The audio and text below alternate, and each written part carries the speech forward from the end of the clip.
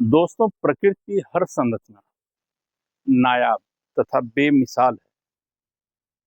जैसे नदी, पहाड़, समुद्र, पानी, हवा, ये सब कहाँ से आए, किसने इन्हें पैदा किया है, इसका रहस्य आज तक किसी के समझ नहीं। वैसे ही प्रकृति में घटने वाली हर घटना रहस्यमयी है। जैसे भूकंप का आना, ज्वालामुखी का फटना,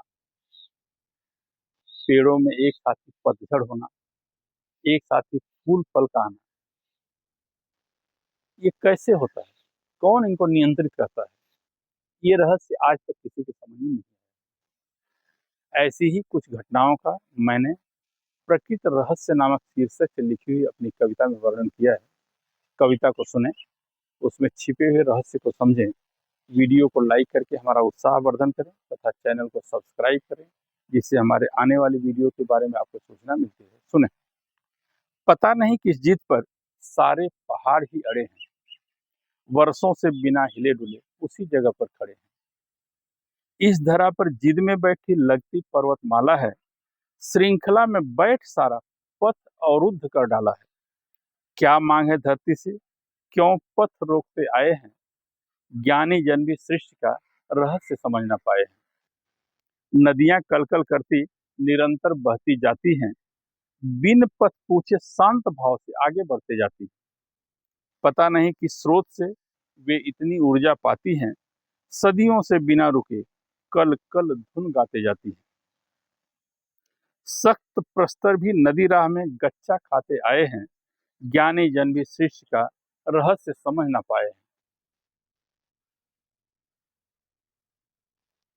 धरती का अंतस्थल क्यों गुस्से से जलते रहता है, वक्षस्थल अंतर्मन गर्म लावा सा उबलते रहता है। गुस्सा चरम पर होता तो सीने में नहीं समाता है, पृथ्वी के सीने से ज्वाला नदी सा बाहर आता है। सर्द बर्फ के बीच अनेकों ज्वालामुखी उपजाए हैं, ज्ञानी जन भी प्रकृति का रहस्य समझ न पाए हैं।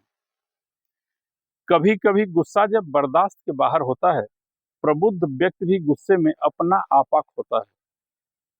पृथ्वी ऊपर भी अति क्रोध अपना रंग दिखाता है, अंतस्थल संग धरा का वाह्य स्थल कांप जाता है। भूकंप बार बार विनाश का अपना रंग दिखाए हैं, ज्ञानी जन भी सृष्टि का रहस्य समझ न पाए। नियत समय पर ही पेड़ों में पतझड़ मौसम आता है, सारे तर को एक साथ ही पर्णहीन कर जाता है। कुछ समय पश्चात शिखा पर नई कोपलें आती हैं, संपूर्ण बाग में एक साथ ही अरुणिमा छा जाती है। नव पल्लव आकर्षित होकर जीव अनेकों आए हैं, ज्ञानी जन भी सृष्टि का रहस्य समझ न पाए। ऋतु वसंत आते ही बगिया बहार छा जाती है, कुसुम रंग से फिजा में नव बहार आ जाती है। पुष्प सुगंध मंद पवन को खुशबू से भर देता है, प्रातः भ्रमण को जाएं तो मन को भी हर लेता है।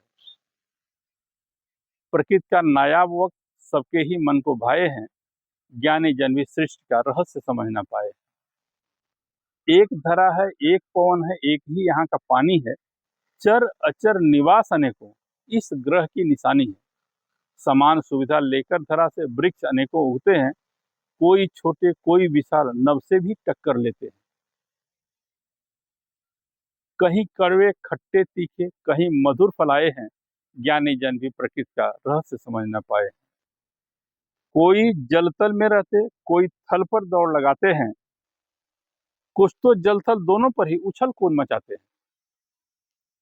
कोई पवन तरंग चढ़कर गगन सैर को जाते हैं, कुछ जमीन से पेड़ों तक ही खूब उधम मचाते हैं। सूक्ष्म विशाल सारे जीव धरा पर कहाँ से आए हैं, ज्ञानी जन भी प्रकृति का रहस्य समझ न पाए। दूर दूर तक जाकर वह तिनका लेकर आती है। शिशु आगमन पूर्व पंछी सुंदर सदन सजाती है, कांट बीच ही पंछी सदा अपना खोता बनाते हैं। कंठ बीच संरक्षित पक्षी शिशु खूब आनंद उठाते हैं। बिना बिना शिक्षा छोटा सा पंछी ज्ञान कहाँ से लाए हैं, ज्ञानी जन भी प्रकृति का रहस्य समझ न पाए। बिन शिक्षा ही बया पंछी सुंदर सा घर बनाता है, अद्भुत कला से लोगों का मन ही हर ले जाता है। दूर देश से चुनकर बया सदन वस्तु ले आता है, हृदय निहित कला से मनमोहक नीड़ बनाता है। नायाब कला देख लोग अचंभे से भरते आए हैं, ज्ञानी जन भी सृष्टि का रहस्य समझ न पाए हैं। हिरण सुत अरण्य बीच में हरी घास ही खाता है, स्वच्छंद उछल कूद करना उसके मन को भाता है। कुल संग कुलाचे भरता सदैव उछलते रहता है, घास फूस से खुश रहता कभी गिला ना करता है। प्रकृति ने क्यों मांसभक्षी शेर बाघ उपजाए हैं, ज्ञानी जन भी सृष्टि का रहस्य समझ ना पाए। सृष्टि रहस्य अत्यंत गूढ़ है, पार पाना आसान नहीं, इस राज से पर्दा उठाना सबके बस की बात नहीं। सृष्टि रुख को मोड़ना मानव के लिए असंभव है। सृष्टि संग समायोजन ही सुखी जीवन सृष्टि संग समायोजन से ही सुखी जीवन संभव है। सृष्टि समायोजन से कितने गगन नाप कर आए हैं, ज्ञानी जन भी सृष्टि का रहस्य समझ ना पाए हैं। धन्यवाद।